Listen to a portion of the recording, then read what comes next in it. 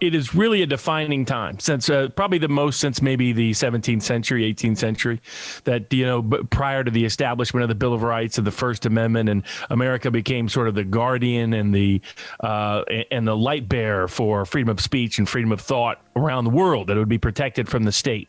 And it is now at greater risk, in part because they're privatizing it, in part because they're delegating it to private entities to control and censor and suppress speech.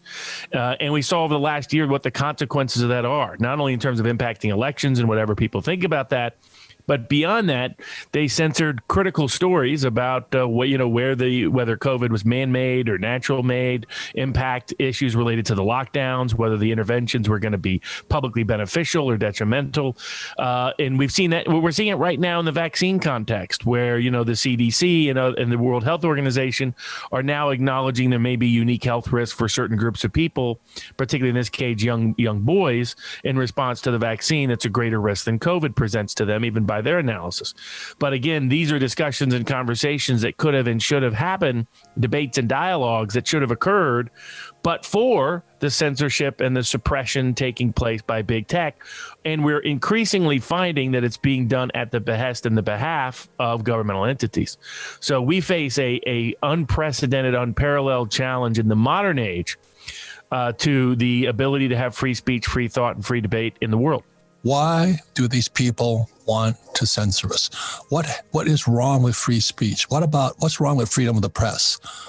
Down deep, I always consider it a recognition and acknowledgement that they're wrong either on a moral position, a factual position, or something else. Because you're right, there's no reason to fear free speech, free thought, free debate, free dialogue if you're in the right. That was our founders' argument, that it's only if you think down deep, you know what, my position isn't popular, my position isn't correct, my position isn't morally or politically or factually correct, that I have to suppress and censor speech. They had nothing to hide. Why would they stop the audit? Because we want the truth about these elections. Completely. I mean, when the President Trump asked me to get involved on behalf of the election cases right after the election, that was my argument to the officials in Georgia. It's like you can gain everybody's confidence, including the president's, in the accuracy of the election and the integrity of its procedures by being as transparent as possible, by doing basic audit procedures and protocols. And it can't be what I call a Madoff audit. It can't be ask Madoff to double check his books and come back and tell you, don't worry, everything's fine. And yet that's precisely what they did. They had the state come back and say, don't worry, everything's fine.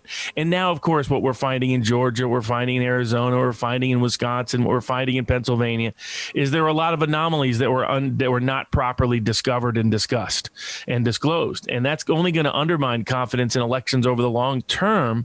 But they cared more about the outcome of the election than the public confidence in the integrity of the outcome. What are they covering up? What are they afraid?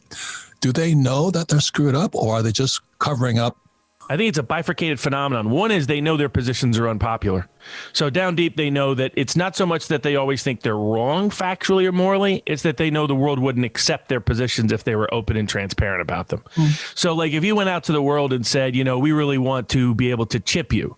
And in that chip, we want to be able to have, that's going to be where your currency is. That's going to be where your health records are. Maybe we can even have remote access to release vaccines through that, or some sort of drug into your body with quantum tattoos. They knew that, most Americans, most people around the world would be like, no, thank you.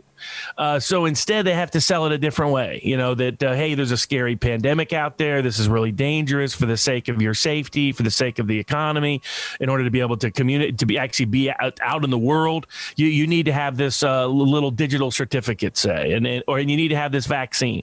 And it's one step, a little further gradual. It's like what they're doing with the global tax proposal. The only way to enforce that global tax proposal is to create a global currency.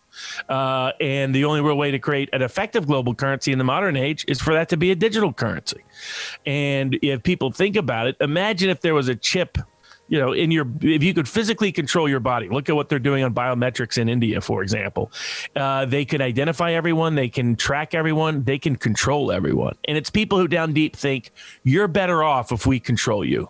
Even if you don't recognize that benefit, you don't understand. We're the elite. We're the people that know better than you do. to make life so miserable by using public health interventions that we have never used in the history of the world. We've never employed the lockdowns as a method of dealing with an airborne virus. We've never told people to stay indoors as a response to an airborne virus that mostly dies in the sunshine and outdoors. There's a bunch of things we've never done before, and the goal wasn't to stop the virus.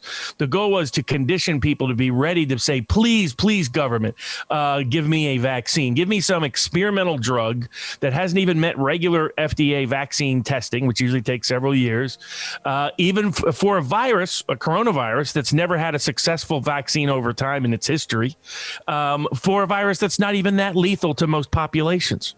So that where the unknown risk of the vaccine, the long tail risk, you could say, are going to be are the ones that are really dangerous compared to the short term risk of COVID.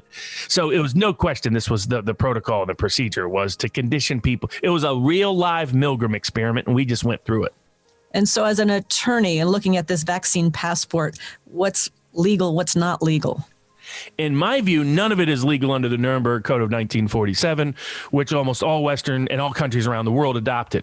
Because the whole, we went through this before where we trusted a bunch of white lab coats to run the world. And it led to the Connie Buck decision in the U.S. Supreme Court, morally horrendous, one of the worst decisions ever that said forced sterilizations was okay. It was relied on a prior decision called Jacobson, which said forced vaccinations could, under certain circumstances, be okay. And then that ultimately led to Korematsu. I call it the trilogy of infamy, the Jacobson, the Buck, and the Korematsu decisions, where the government said we can do whatever we want to whomever we want, whenever we want, under some fee or pretext. We have since said those decisions are horrendous, particularly the latter two.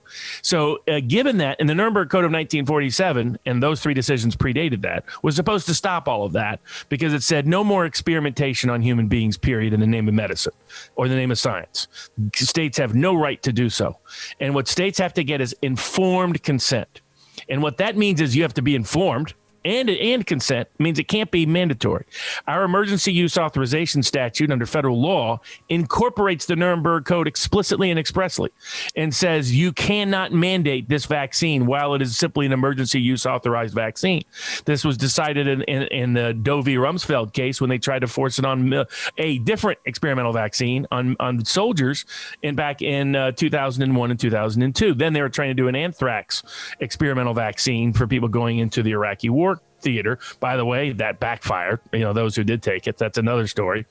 There's a long history of this. Swine flu vaccine. People can still look it up. 60 Minutes, 1976. Last time we rushed a vaccine to deal with an epidemic, the vaccine became the epidemic. The vaccine became the real problem.